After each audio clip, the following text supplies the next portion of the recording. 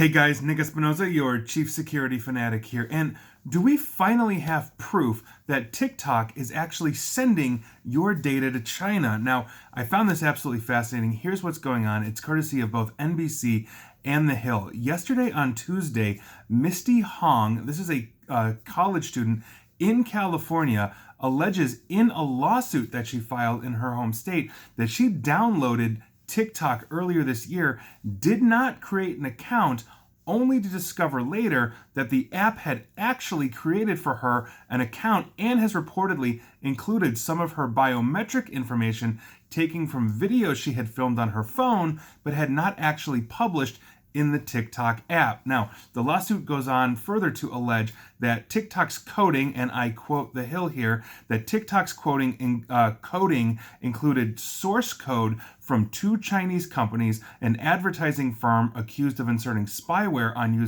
users' devices, as well as a tech giant, though it reportedly did not provide evidence for this charge of allegations that data is being stored in China. But the app creators, according to the lawsuit, and I quote, vacuumed up and transferred to servers in China vast quantities of private and personally identifiable user data without the user's knowledge. Now, this is again, according to NBC and The Hill.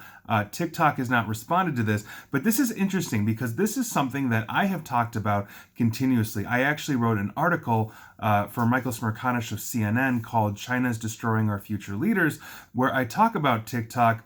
And because, basically it's targeted at, let's say teenagers, and teenagers do stupid, risque things, because that's what teenagers do.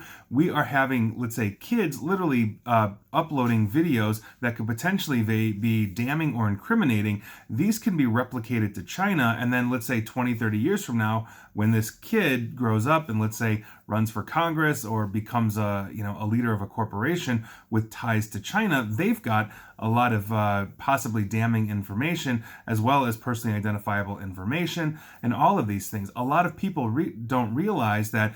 I guarantee you that as you're using TikTok, it is uploading basically to American-based servers. If you are sitting here in the United States, if you're in Europe, your TikTok videos are uploading locally to a data center in Europe that TikTok is renting space from.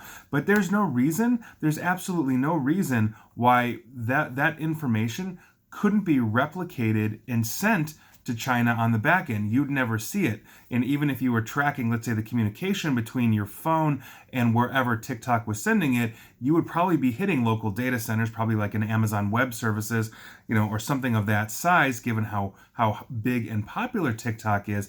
But there's no reason why they couldn't have a command on the back end that copies it from that US-based server to wherever they want to send it to. A lot of people don't realize that it's very easy to do this, but with my larger clients that have a lot of public-facing infrastructure, we're replicating across data centers and sometimes outside of ecosystems. So we'll back up Amazon Web Services to Microsoft Azure for disaster recovery purposes.